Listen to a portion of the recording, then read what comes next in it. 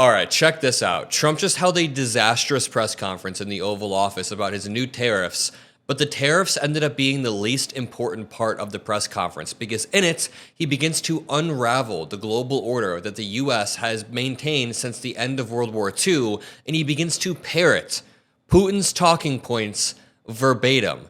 24 hours after taking a phone call with Vladimir Putin and leaving President Zelensky of Ukraine out of the phone call, Trump begins to parrot Putin's talking points and justifies Russia's invasion of Ukraine.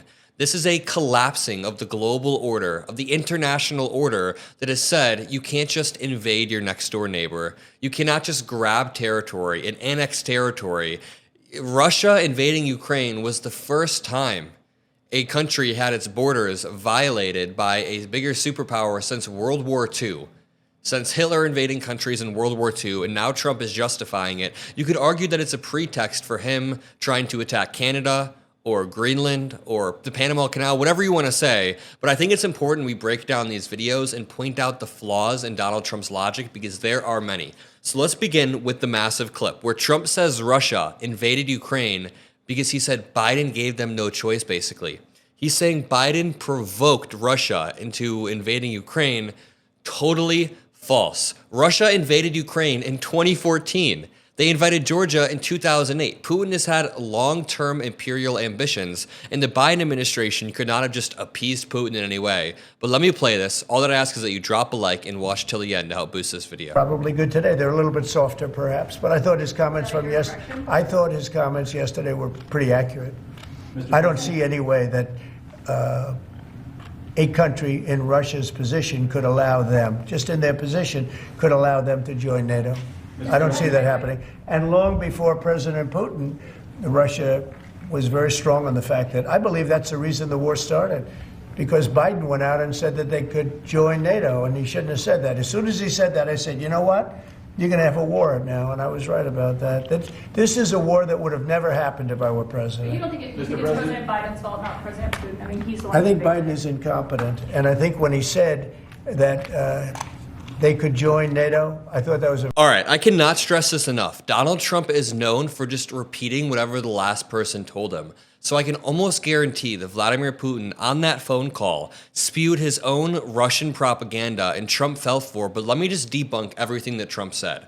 Number one, the idea that NATO and the US provoked Putin into invading his next door neighbor is completely backwards. It's like saying that this rapist doesn't understand consent, so you have to be careful around them because you could provoke them into raping you. I'm sorry, it's a rough analogy, but that is what Vladimir Putin does. He does not understand consent or international law, so he goes and he violates the borders of the next door country, and then when the country next door wants to join a Western alliance, Putin uses that as a justification to invade even further. There's also this talking point that Putin doesn't want NATO right on his border, but Putin has already had NATO on his border since 2004 in the form of the Baltic countries. The 3 Baltic countries are all a part of NATO, and they are right on Russia's border, and since NATO is a purely defensive alliance, it poses no threat. NATO is not going to invade Russia. NATO has never invaded a country. It is a purely defensive alliance. So here's what Trump is doing. He's stripping any sovereignty away from Ukraine. He's stripping away the ability for the citizens of Ukraine to choose if they want to join NATO, if they want to be more Western aligned, and he's giving Vladimir Putin a lot of ground. He is legitimizing Putin's tactic of grabbing territory, pausing the war, grabbing territory, and slowly making ground. Now let's watch this next clip of Trump saying that he fully trusts Putin. I believe he wants peace. I believe that President Putin, when I spoke to him yesterday, I mean, I know him very well. Yeah, I think he wants peace. I think he would tell me if he didn't. I'd like to see peace. He doesn't want peace. Putin is the one that unilaterally launched this invasion. You can't say that you want peace when you're the one that could create peace. You just withdraw your troops from the enemy territory. Trust President I believe that, I believe that he would like to see something happen. I trust him on this subject. I think he'd like to see something happen. I think it could have happened a long time ago. I think Biden, number one, it shouldn't have started, but it did. And now all those cities are knocked down, like demolition sites. All those beautiful golden towers are knocked down. There's nothing going to replace them. But much more importantly, you lost millions of people. A lot of soldiers, but you lost millions of people. All right, we literally have a QAnon conspiracy theorist as our president, the leader of the QAnon conspiracy theories who created the election fraud lies, now eating up Russian propaganda as he gets daily briefs, let me remind you, from Tulsi Gabbard, who believes that Russia was also justified. I mean, he's using Tulsi Gabbard's exact talking points. She said, on the day the invasion happened, on the night it happened actually, this war and suffering could have easily been avoided if Biden admin/NATO had simply acknowledged Russia's legitimate security concerns regarding Ukraine becoming a member of NATO, which would mean US/NATO forces right on Russia's border again.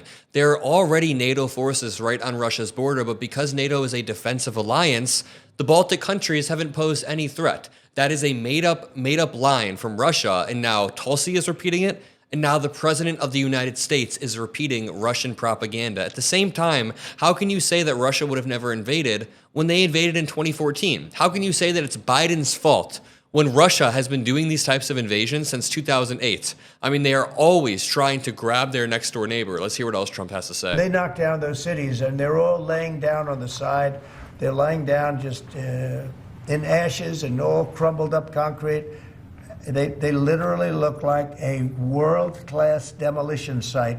And many of them, almost all of them, but many of them, and this should have been done by Biden years ago. This should have never been allowed to happen. All right, he's repeating himself like a broken record there. He always says, this war never would have happened. This war should have never happened. Now listen to how Trump talks about Taiwan. I mean, the global order that has been established since World War II is basically falling in front of our eyes. And I don't mean to be dramatic, but after World War II, I always say this, all of the world leaders came together and they tried to figure out how can we prevent the world from devolving into such chaos ever again, and they came up with NATO.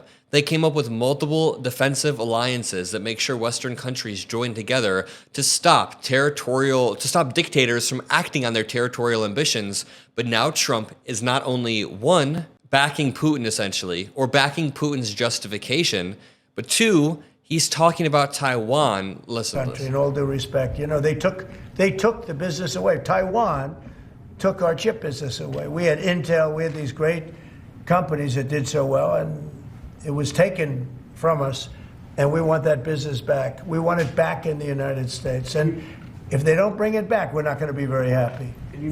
That is why President Biden passed the CHIPS Act to incentivize chip manufacturing at home domestically. But now Trump is talking about Taiwan in this weird way as if he's going to give it up to Russia or tariff it even further. I mean, I had my expectations set super low for Trump's response regarding Russia and Ukraine, and he still went below my expectations. I honestly didn't expect him to fall for Vladimir Putin's propaganda completely. I thought that he would try to employ at least some of his negotiating tactics that he always talks about.